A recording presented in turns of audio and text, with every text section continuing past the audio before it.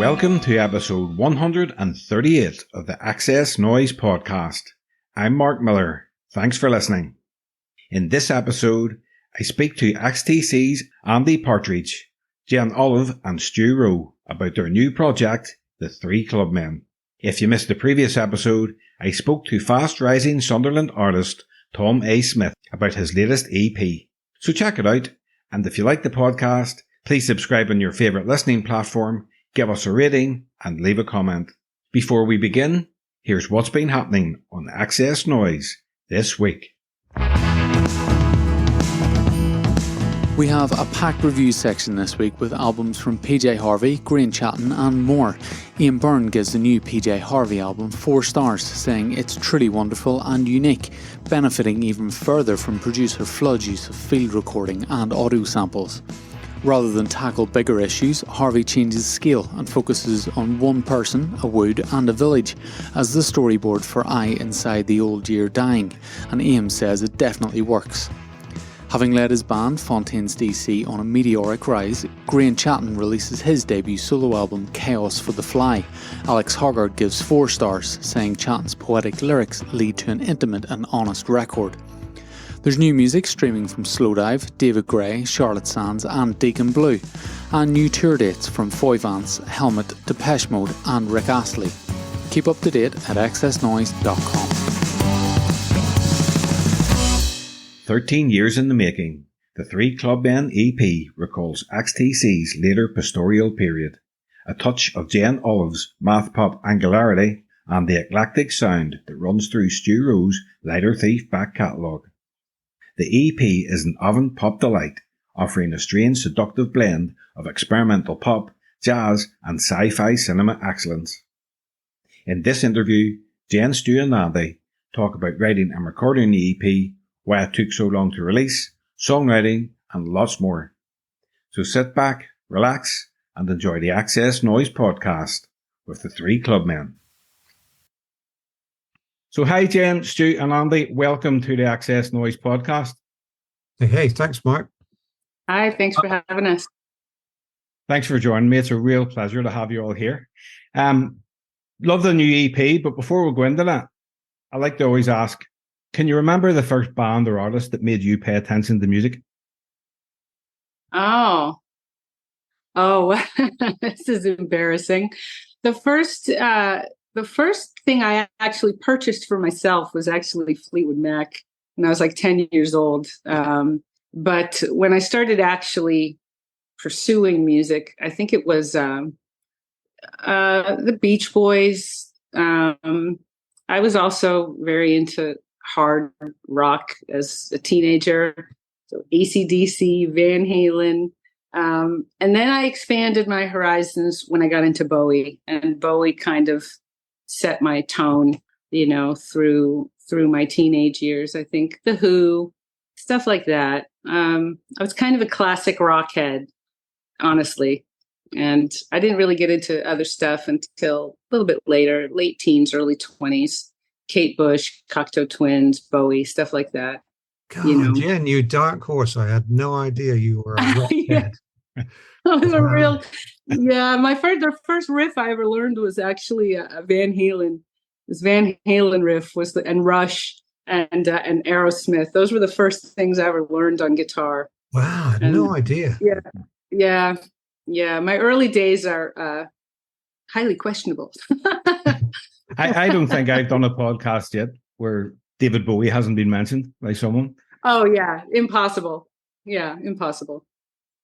Okay, so the first records I bought were, I don't know, it was one of these two. It was either Metal Guru by T-Rex or Schools Out by Alice Cooper. So that was quite a cool start, looking back. Then there was a bit of a Shawaddy phase where it all went terribly wrong. And then thankfully, sort of punk came along and kind of saved me, because I was just the right age I was 14 in 1977. So this is it. So, but before that, Beatles, Beach Boys, the Red Album, the greatest hits. That's kind of set in stone, really. And then to punk, and then just anything after that, everything. But that's the start, really. And it's everything. Buying music was quite late because I just couldn't afford it. Nobody was going to give me any money to buy records with. So it was a case of hearing stuff on the radio. And I remember as a little kid being scared by certain songs. And I really loved the sensation of being scared by those songs. There was that kind of vaguely country one called Big John. I can't remember who sang it. Big John, Big Bad John. And it had so much reverb on the voice. It was the reverb that scared me. I thought, whoa, how far underground is he singing that? Is he going to come up and get me in the night, you know? And so it was a case of actually being scared by the sound of something. And there was another one that really frightened me as well. I think my dad was probably away at sea, so I was just living with my mum. And there was a Danny Kaye number called Mommy, Give Me a Drink of Water. And there was a line in this song said, and there's an airplane flying around my room. And the thought of that really scared the shit out of me, because I used to dream there was a little miniature airplane going around. And I thought, how do they know I've got a little airplane going around my room as well? So it was these two, the sound of these two records. It thrilled me and frightened me at the same time. Fantastic stuff. And the rest is hysterical. We'll be talking about airplanes again very shortly. When did you guys first meet each other? Oh, me and Andy, we met in 2008, I think, maybe 7. I think it was 8. I wrote him a little note. Do you remember what that note said? I think it said something like, "Hey, Andy," it was very like casual. I was trying to be super ultra cool. And well, I'll tell you what made me play that you sent a disc, right? Right. Yeah. What made me play that disc? You put on the note something like, I'm going to be really huge, and if you don't play this, you're going to miss out. And someone else is it. And I thought, now I have to hear it. Oh, that's a possibility. That sounds like me. Sounds close. Yeah. And I just sort of said, if you dig it, give me a call. I put my phone number in there and my email address. And a few weeks later, there was an email in my inbox, and I thought one of my friends was pranking me. I thought, oh, very funny, guys. This is a good one. And I opened it, and it was classic Andy speak. So I know that, one of my friends couldn't have pulled that off. It said like my mailbox is gaping. And I thought, oh yeah, that's okay. This is real. So, we chatted on the phone a couple weeks later, and Andy had said, you mind if I have a go at one of these, at mixing one of these songs? These sound like dogs do. And I said, yeah, go for it. And we just sort of went from there and built this record. And, at the end of it, we thought, you want to put this out? You want to go for it? And we did. And in that time, we started experimenting with other things and just kind of came to be. It was just, like everything that this thing is, it just sort of happened. It just came to be at the right time, right place. Well, my place is like 7,000 miles away, but right time, right place. Yeah. So there was very little hanging out. There's not many pubs I drink in Albuquerque. No. And I had not been to Swindon yet, but we hung out over the email,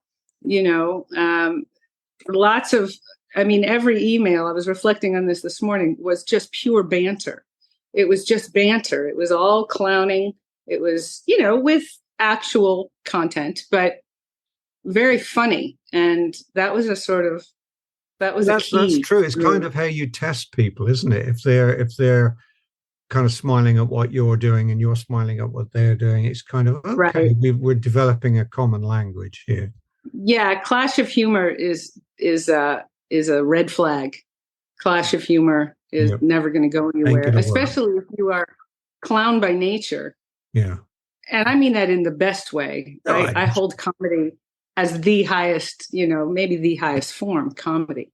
Yeah. You can make someone cry easily, easily, but to make someone really laugh, that's a skill, that's a feat. And that was the indication to me, like, oh, okay, this is going to be hilarious. Mm. And so that was 2008. That was about 15 years ago.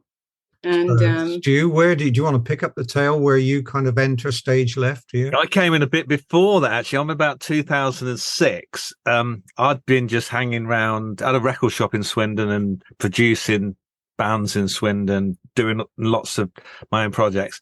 And I'd working at a college studio, and one day Andy and Barry Andrews and Martin Barker came in to do this improvisation album called Monstrance. I sort of came down to see if I could help out, because I was really interested in what they were doing. Andy had this noisy wah-wah pedal. Now, I've suffered from noisy wah-wah pedals all my life, so I had a quiet wah-wah pedal. So I went and got the quiet wah-wah pedal. And from that point, I think we went down the pub fairly soon after that and just started hanging out, making ridiculous music ideas, just trying stuff, improvising.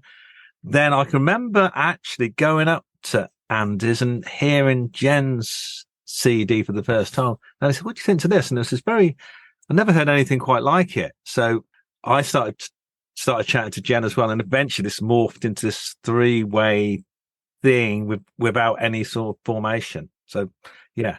So that was 2006, I think. So me and Andy were doing stuff for a couple of years. Then Jen came in about 2008. I think that's right. Ish, yeah, something like that. So when was the time you decided to combine forces to start the Three Clubmen project? Well, it was always this combination of stuff. We'd be sending things over to Jen. Does anything go off in your cortex when you hear this? And Jen would either say nah, or try this little guitar line, or try this vocal line, or I've done a few little harmonies here, or an idea for a line here, a vocal line.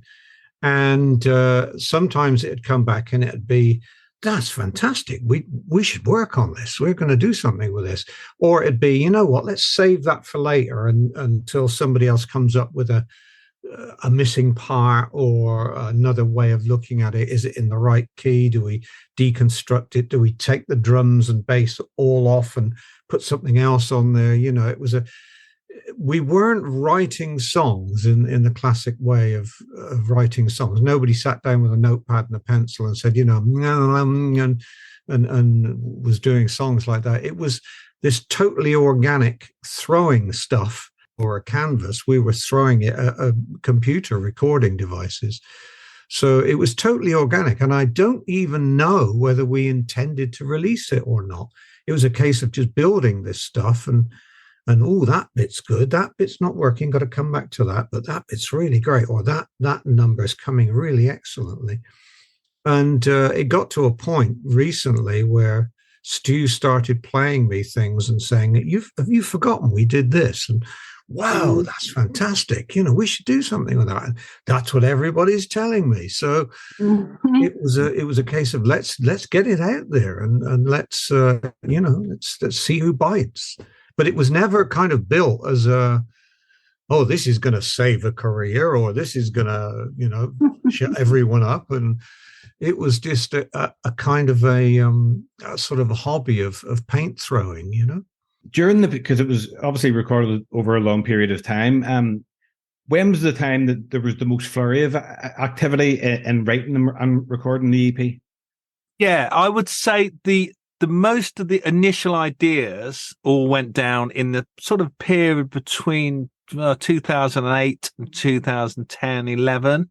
But there were just piles and piles and piles of these ideas. There wasn't anything approaching even an EP or, I'd released a couple of tracks on Andy's label under the name Lighterthief with Jen and Andy on. So I think we knew the three of us worked really well together, but it just hung about on my hard drive. And I'd keep adding stuff gradually. I would say the bulk was done early on, but over the last 10 years, I'd occasionally have a look at it, or Andy would come down and we'd add a bit more. And if anyone came in the studio, I'd get them to plan it out a bit more. But it was only recently I really started editing about a year ago.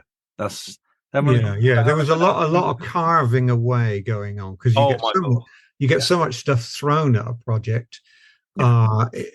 You just have to let's make some sense of this. Let's get chopping and carving, and there's something in there. We all know it, Yeah, the editing took the time. The ideas are fantastic, but exactly. Knock it into a finished shape that sounds. It's like that thing, there's a statue in that block of granite. Exactly. Just get chiseling. Yeah. Was the EP recorded remotely entirely? Remotely? No, we did some at Stu's. We did some at Stu's. The Grasshopper guitar was recorded here. That's right. That's right. Yeah. Right. Everything else was either me and Andy in here. I think all the vocals were done in Albuquerque, weren't they?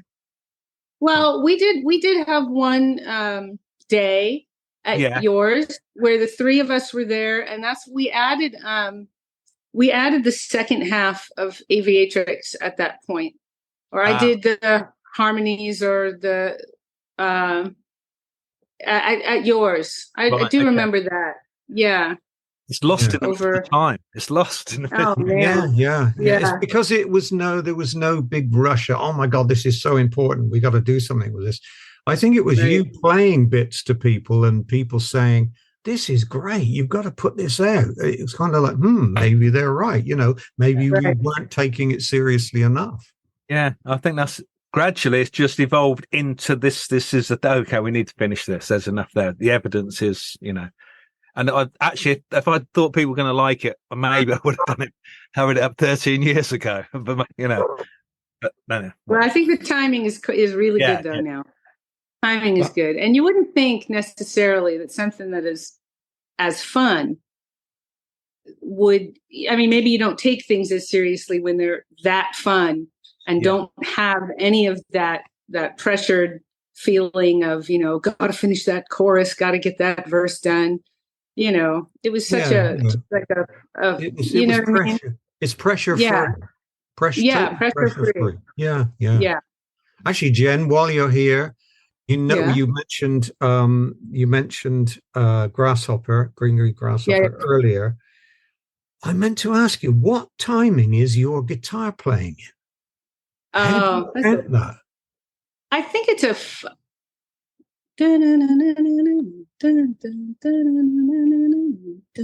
It's a 5 and a 6. A 5 and a 6. Or a 5 and 2 3s. You could break it down that way. Or 2 over 4. I put it over 4.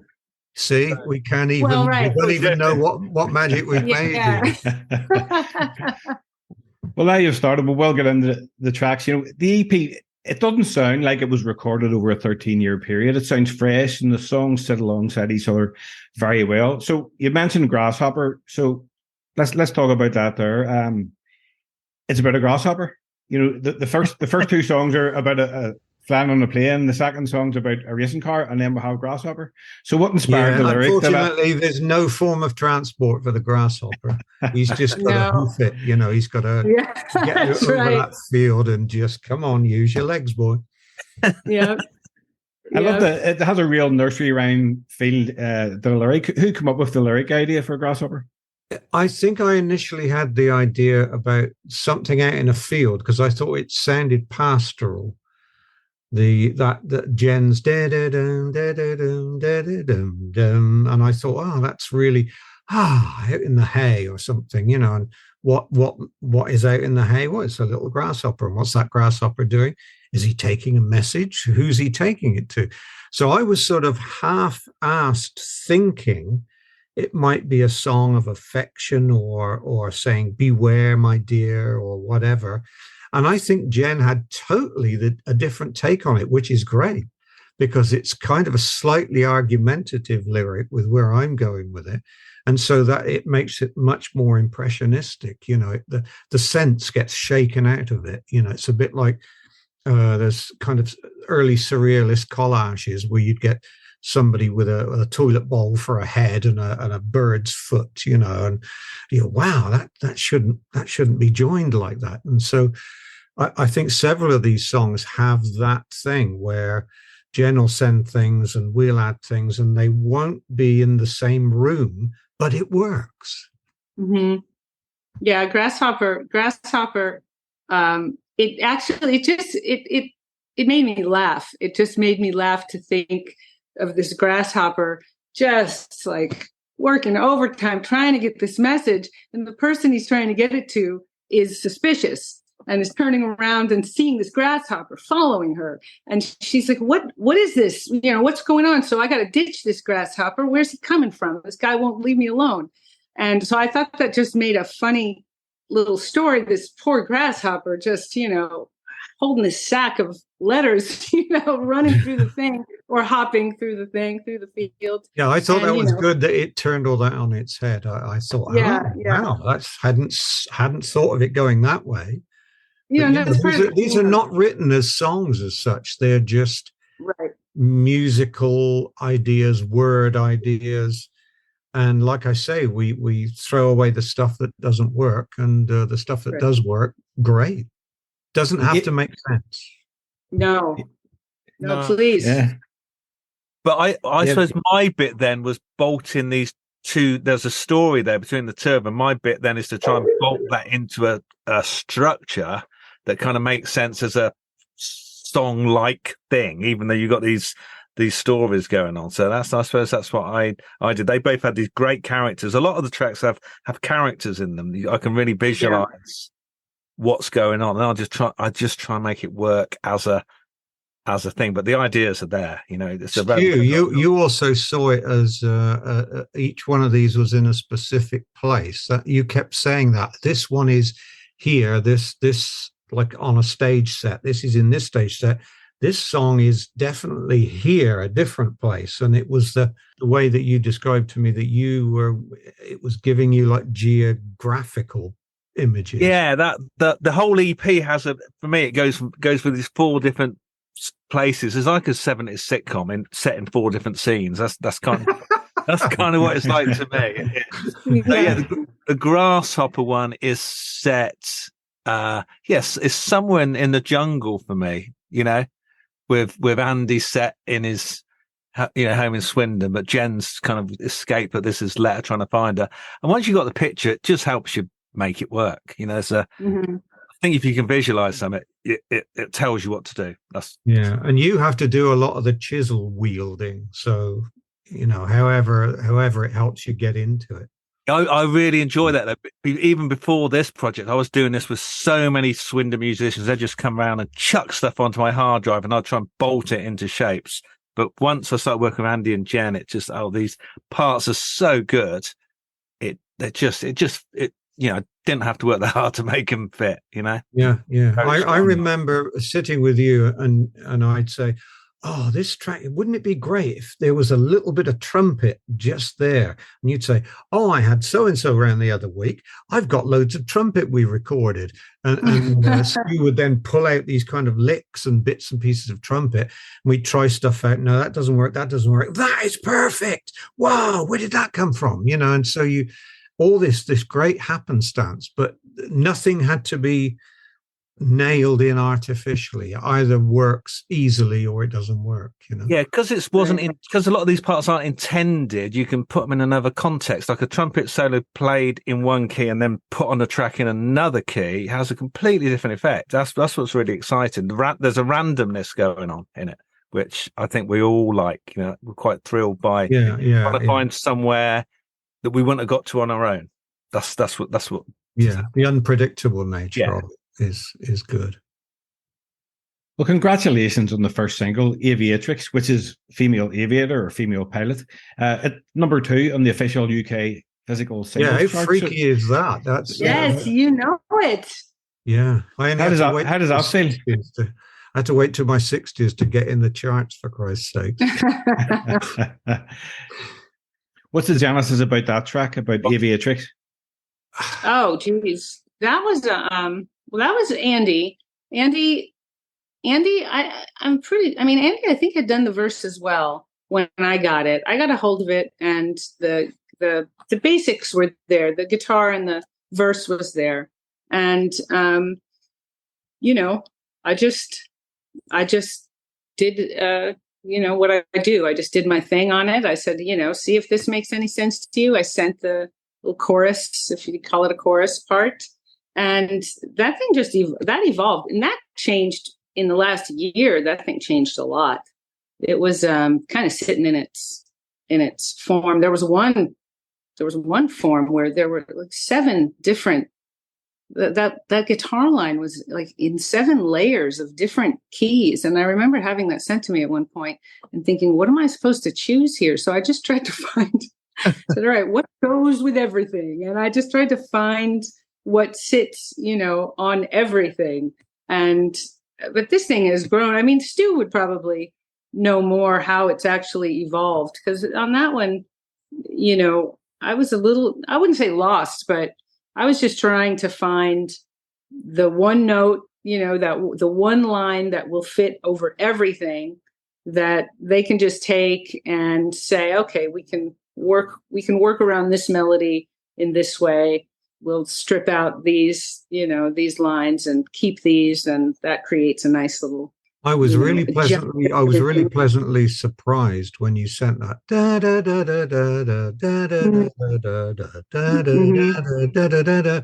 I never heard that in my head. Where did that come from? I was thinking da da da da da da da da da, something much more kind of not somber but sort of thoughtful, and then you sent that cascading melody, and it was like, this is great. Where's this been hiding? Well, it's also that I don't necessarily interpret it as somber. Or to me, it was fun. It was very uplifting. So when it arrived, it was fun. It was flight. It was, fanciful. And so, to me, that was just, which, is the real appeal, is that everything is very whimsical, while not being fluffy, not being, well, you know what I mean? Because whimsy can be. Yeah, it's twee core. Avant-twee. Avant-twee, yeah. Somebody called us twee and somebody called us posh. Pissed me off. I sent. It's like, posh, how dare you? Yeah. But anyway, it just came. We get a different guitar today. It just came from this figure. Mama's little baby loves shortening. That's what it was. I was dicking around with shortening bread from 1900, apparently. I haven't heard that since I was a kid. Yeah, well, that song's a bit of an obsession with me. That's been lurking in several of my others of my songs, but just messing around with that kind of phrase, which made me think of shortening bread.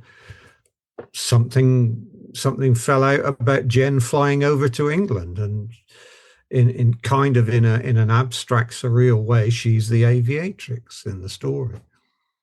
But I think what's interesting about it is Andy played the track in 7 or 8 different keys, which confused Jen when she got it. But what it meant was we could then start blending between what's it like if it's in, say, G. Oh, it sounds like that. And then it's in C. So we change key. But then actually what if it's in C and G at the same time, and B and F at the same time? So the whole key of the song kind of mutates. It does not change key at a certain time. It just floats on a very strange bed of these guitar chiming things. I remember spending almost a complete afternoon with you, where just got faders going, okay, now fade the B up now. Okay, does that work with the E? That's not bad. Apart from that note, try it with, put the F up. Oh no, the F's really bad with the E, but try, And there were some terrible clashes.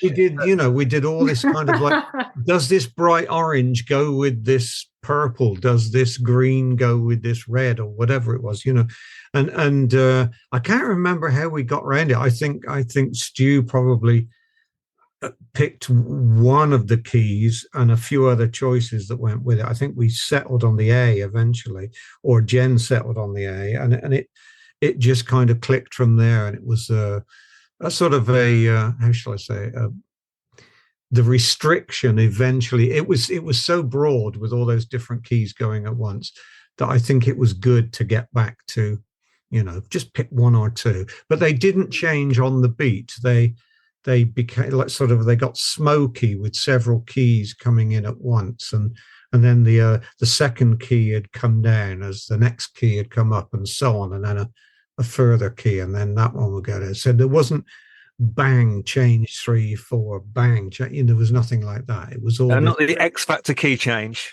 No, exactly. Yeah, mind you, I'll see if I can get my trousers up that high though.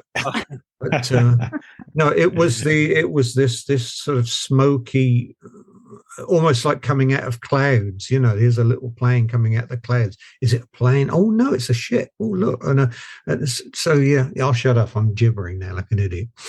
I think putting the bass on as well eventually said, "Oh, we're in A." Actually, actually. Oh, right. There's all this stuff flying around, but there's some. We've got some kind of home somewhere. Yeah, and all the other things are just difficult relatives looking in the window. Exactly. When you're writing songs, what do you think is most important? A great melody or a great lyric? Oh, great reverb. You're asking me at the reverb. Yeah, I think it's melody. Melody for me is it. You could say one word over and over, but if the melody is strong, to me, that's the way in for me is melody. Melody is everything. That's why the music can be anything. Music can be any time signature, any key, doesn't matter. You can have all kinds of crazy instruments, don't make sense together. Doesn't matter. If you can find where the melody belongs on all of that, you're in. That is it. That's the feeling you want. That's what sometimes I slack on lyrics because of that. I might agree with that, actually. I might agree with that. It's the thing of because I had my musical upbringing was twin tracks, really. I had very straight music, the likes of the Danny Kays of this world, and I really liked bubblegum music and the straightest of the straight and show songs and all that kind of stuff. And then friends would be turning me on to, when I got to about 13, 14, one particular chap called Michael Taylor, Spud Taylor, he would bring around these really weird albums that he'd got on mail order. And he'd be saying, hey, try this is Sun Ra, or try this is Albert Eiler, or give this a spin. This is Captain Beefheart and his Magic Band. And suddenly my railway had two tracks. I had the really, really straight commercial side and this very, very weird side. And I don't know which one I liked the best. It was, it's the lyrics and the lovely melody of these old Hollywood show tunes. But then it's that stuff by Sun Ra where it sounds like people scraping metal along the floor and attacking you with a saxophone or 10. And so it was this strange twin track that I was raised on. So for me, I might agree with Jen about the melody, but damn it, some of those words can be really, really addictive. No, that's the truth. Yeah. Yeah. I mean, great lyrics great lyrics throw things over the top. Great lyrics are like the icing. If you can make great lyrics into a great melody, I mean, you're winning everything at that point. If I had to choose, you'd choose the melody. I would choose melody. Yeah. See, I really have come to respect the Hal Davids. I was going to say the Hal Davids of this world, but there's only one Hal David, or there was. And how do you write such powerful lyrics that are like everyday speech, the sort of stuff you'd say to somebody in a shop, Right. It's just ordinary everyday speech you hear on the bus or you'd hear in a supermarket, and yet the way he chops it and fits it in, it's like, my God, that's the perfect lyric for that piece of music. Right. So, a big respect for Hal David, and I never used to have, but it's really grown over the years. What about you, Stu? I think I love structures and form and the harmonies and the chords in like the center of it. I mean, it's always the melody, and when I've done stuff without a clear melody, it doesn't, melody and lyrics are the thing that's the whole top. I actually like the structure, all the underneath parts, all the legs working under the water. That's what I really like. Sort of getting right into the detail, but without a good lyric and without a good melody, I don't think you've really got anything. But it's all of it. All works. How about you, Mark? What presses your buttons for song? Melody. I'll only really delve into what a song means if I really like it. Right. But it's always the melodies for me. Most of the songs I love I couldn't tell you what they're about. Always melody. The EP was 13 years in the making. So how did you all agree when it was finished and ready to put out? I suppose when I became completely broken by the whole thing and could do no more. He was a sobbing wreck. Sobbing wreck. I'm done. I can't do anymore. For God's sake, get rid of it. Get it out there. Well, Andy's always shivering in the corner. Yeah, you have to abandon. Andy's always said this, and there was a time to abandon. It's any art. You got to, there's two difficult things about making art. One is starting, and two is finishing. Mm-hmm. And you just, if you know when to start and you know when to finish, you're there. It's everything else is personal taste. Yeah. Well, you must have written and recorded a lot of material. Are there any plans for a further EP or possibly an album? Well, there's lots of stuff that I think, we've got lots of stuff laying there. And the things that were picked, I think, were the ones that were probably leapt out as being the more, oh God, this is not the right choice of words to use, but possibly the most commercial. Did I say that? With race car commercial, come on. Yeah. But there's loads of stuff. Stu came around my place a few nights back and said, hey, have you forgotten this? And have you forgotten this? And I was reminded of some of the stuff that we'd recorded and walked away from. And I think we must have been insane to have walked away from it because some of it is really good. So who knows? Another EP, 2 EPs, an album, a box set, a theme park. Who knows?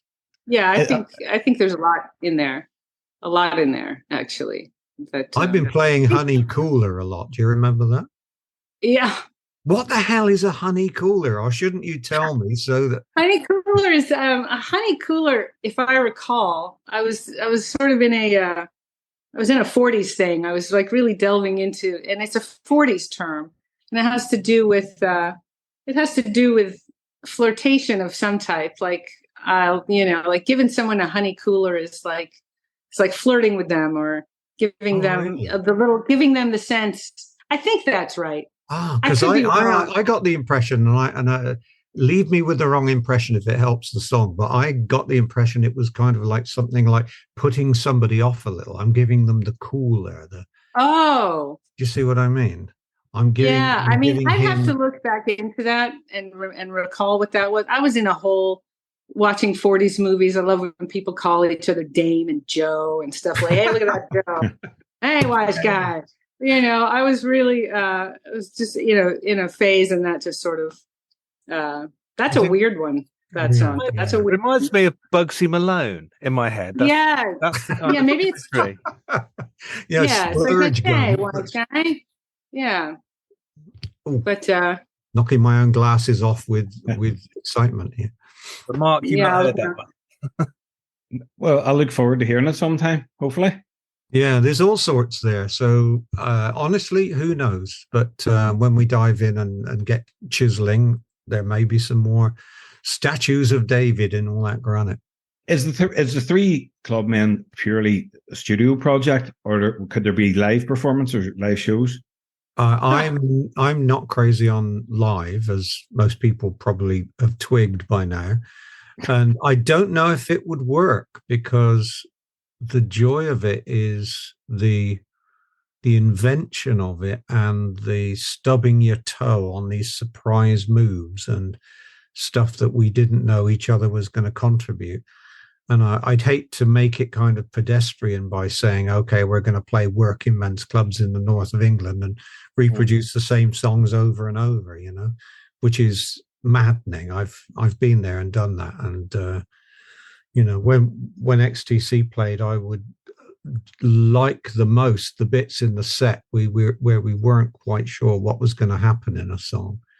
So you can be new every night, and so I like it as a studio idea. But Stu, where would you go? Would you ever? No, I think it would be impossible to do live anyway. The number of musicians that would have to be on the stage, and the actors who we'd have to hire to play us, or holograms. The very large puppets. No, it's a very enjoyable recording project. I think we can really dive in to have fun with. But like Andy said, once you start to fix it and you have to rehearse, and it's got to be good, and it puts all this pressure on it that's not there. So the fun is there being no pressure on it. I think it starts dying. If you're doing the same thing over and over, it starts dying. I think it's a young man's game.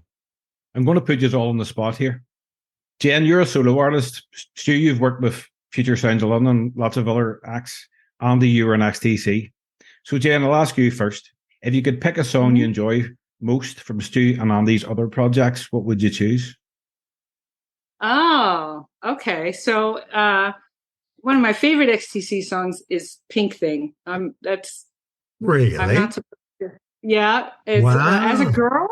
As a girl, I'm not supposed to. I'm supposed to be put off. I'm sure in these times, but that is absolutely one of my favorites. Freaking perfect melody. Solo comes in. It's the perfect size. It's not one of these. It's a perfect size solo. It's melodically superior. Love that song, and not ashamed to say I played that song for my children.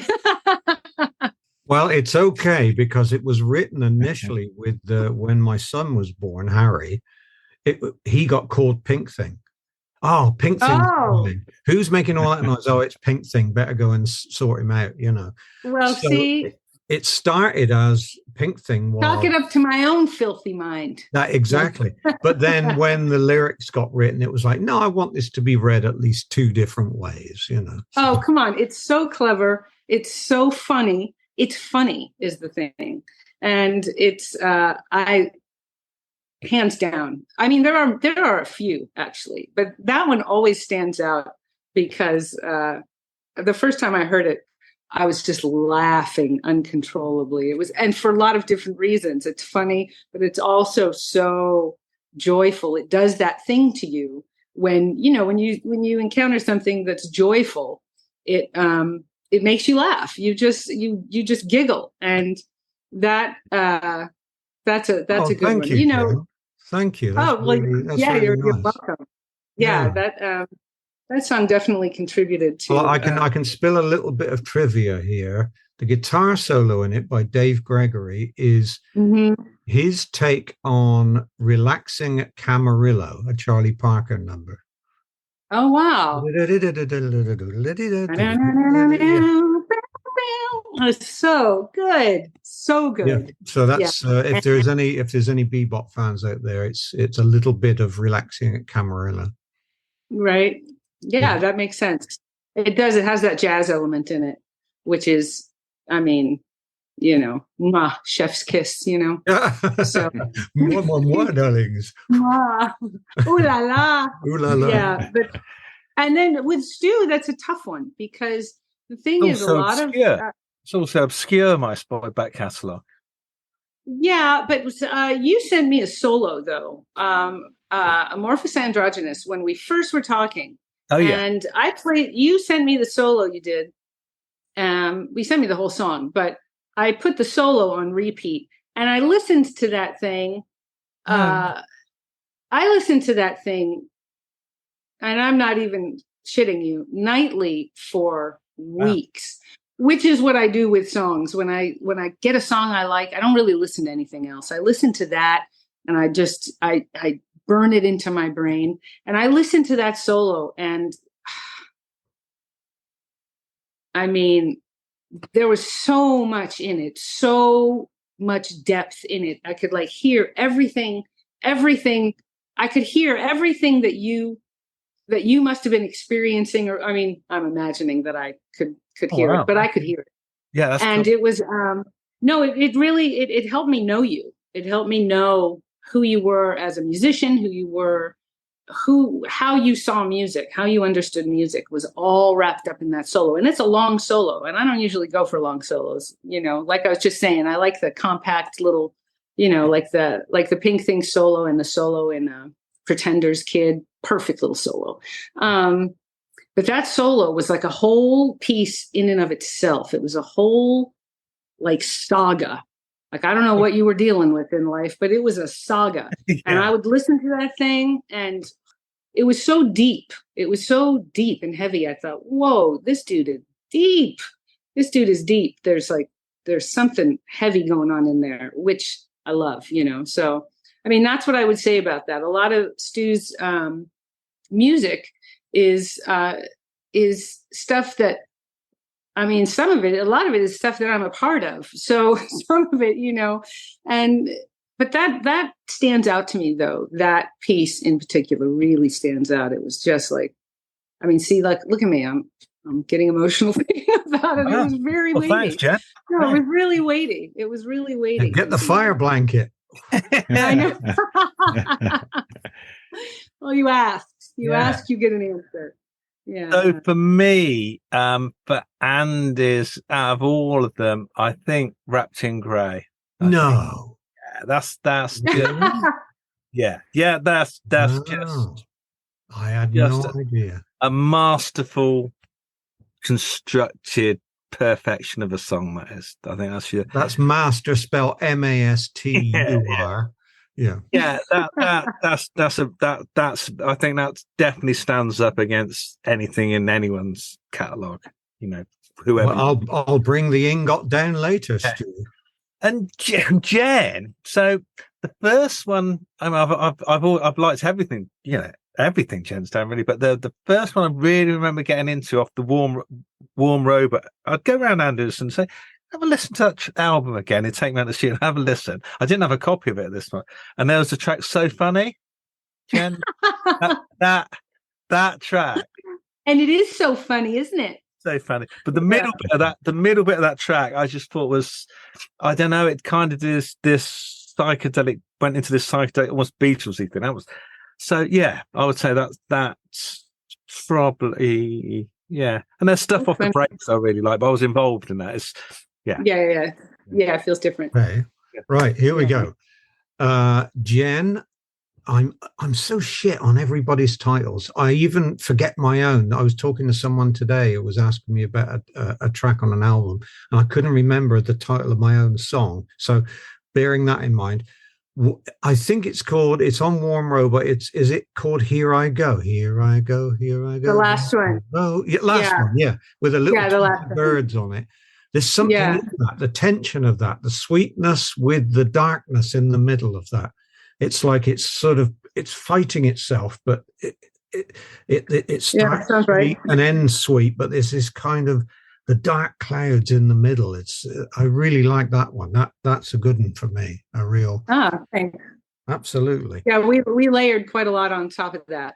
Yeah. So I have an interest in this because I ruined it professionally for her. But and as far as Stu's work, because God, I'd have to say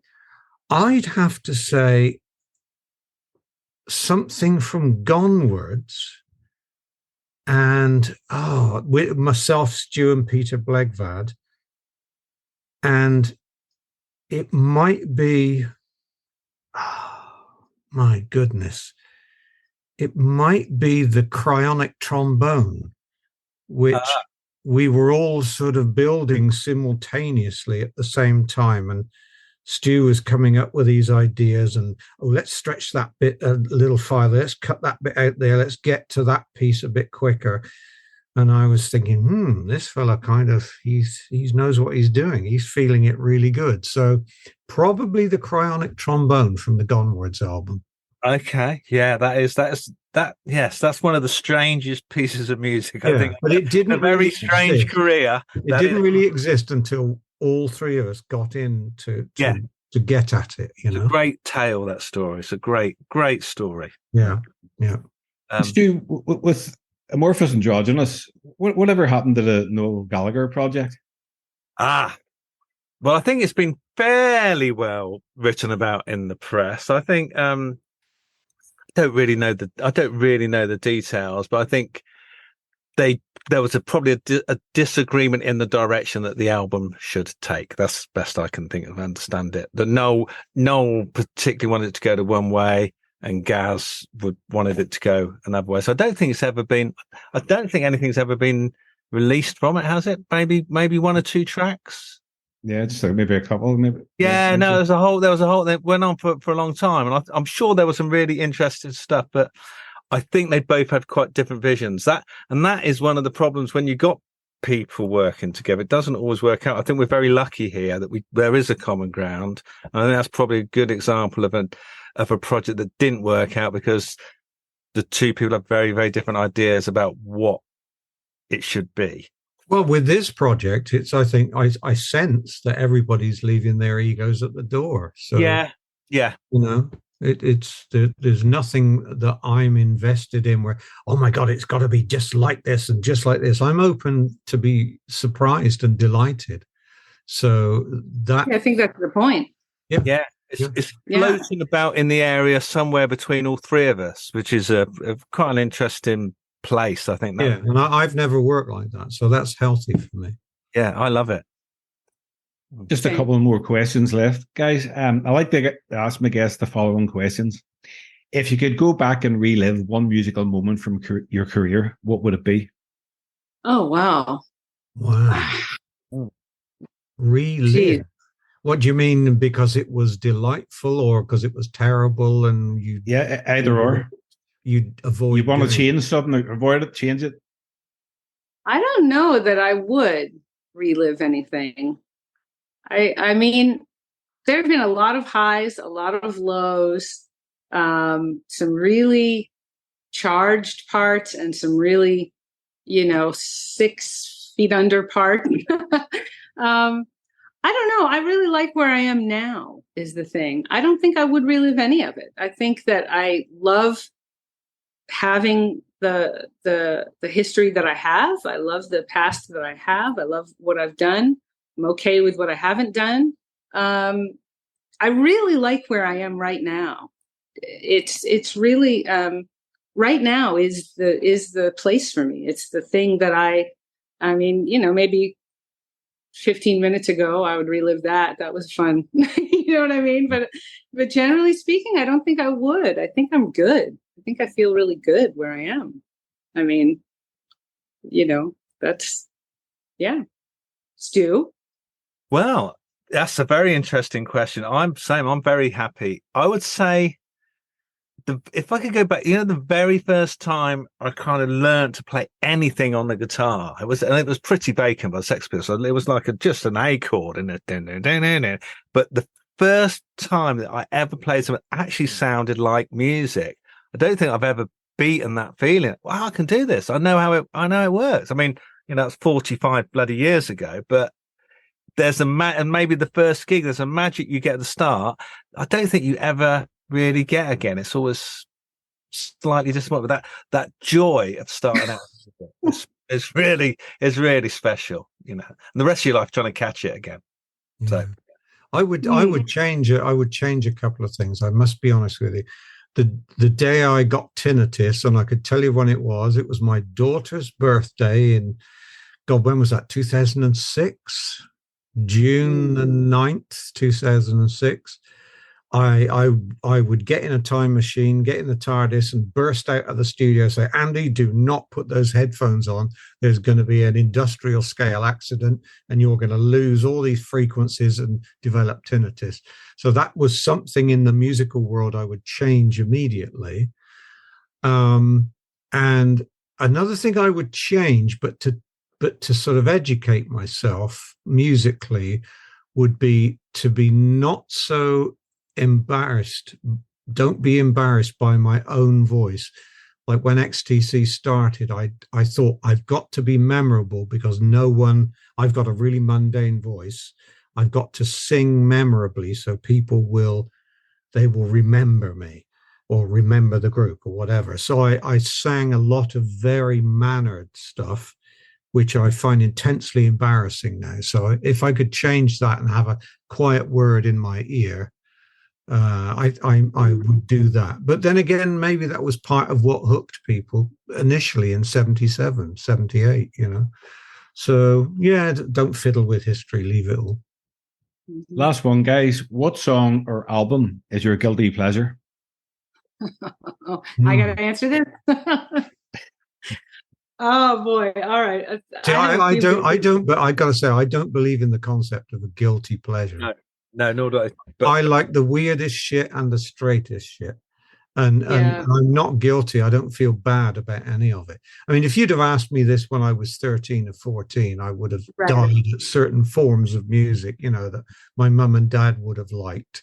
But now I don't care. I can like everything or dislike everything. There's no guilt associated with any musical thing whatsoever.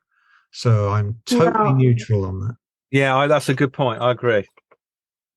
I think I don't feel that way. Not yet. I'll get there. I listen. Okay. I do listen to some pretty hardcore, straight ahead, mainstream pop music. I do it though. I do it and I like it. And one of my favorite songs is Britney Spears' Toxic. I said it. But do you feel guilty about listening to it?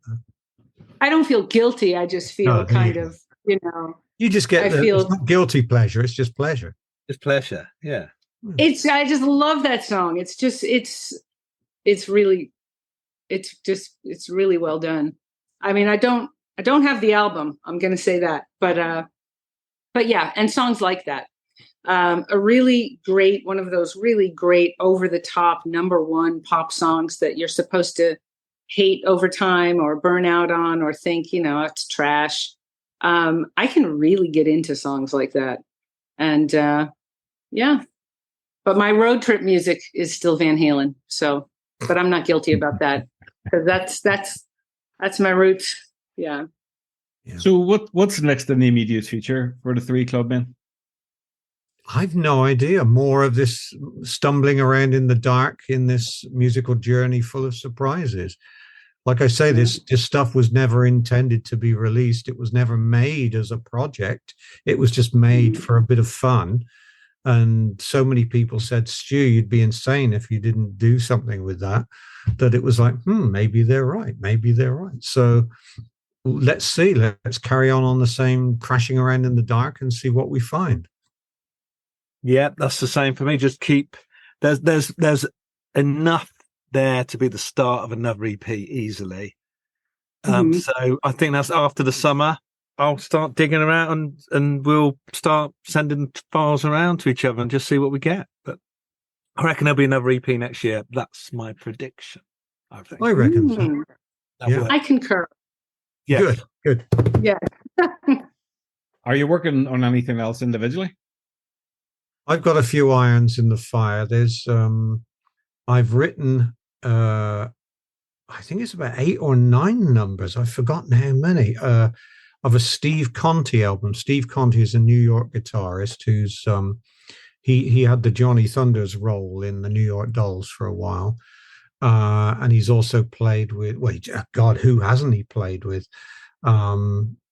Endless sort of sessionist or touring with people and so on. But he's got an album coming out. Not sure of the title of it yet. I don't think he is. But there's a single out right now called 4th of July, which I co-wrote with him. And I've co-written all these, a big chunk of the album that's coming out. That's Steve Conti, Conte. And there's a chap I know, Chris Braid, a British songwriter who lives in London now, but when I met him, he lived in LA. And he was writing for out-and-out pop stars in Hollywood, And he and I wrote a lot of stuff together, and it never came out over the years. So it was like, well, this is insane, because these are actually really nice songs. They should be heard by the public. So that's an EP, 6 numbers on there. That's Chris Braid. I think it's under Chris's name, Chris Braid, playing the music of Chris Braid and Andy Partridge, and it's called Queen of the Planet Wow. So there's a couple of irons there in the fire. So, for me, one of the things I'm really guilty of is often I'll have 17 simultaneous projects on the go. So that's why this has taken so long, really. So I made a decision a year ago. I'm just going to try and focus. So I'm just going to this, do you know what I mean? Because I would spend just tiny amounts of time on all these different projects, keeping them all in the air. But so I think I'm for a while just going to have a go at 3 Clubmen. I think let's just see what we can do with it. Yeah, you know what's going to happen? There's going to be Stu balls in the air row. What about you, Jen?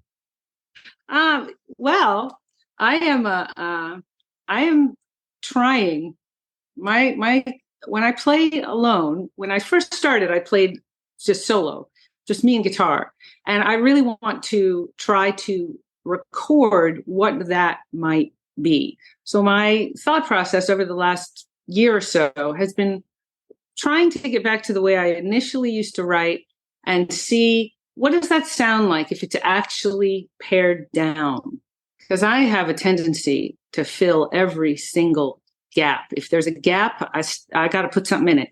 I really want to, so I'd really like to do that. Maybe even in a shorter form, like 4 or 5 songs, and just try to do a spare sort of, warm jazz sound, not jazz music, but the sound, and really just put something out like that, just to kind of get back and, do that thing for myself that I've been not doing, that I've not done. So really that's just a little project, a little, nice, warm, tidy little project, guitar focused.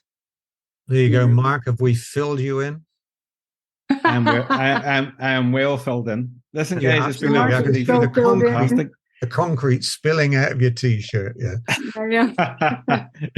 Listen, I really, really enjoyed this here. Thanks very much for doing it.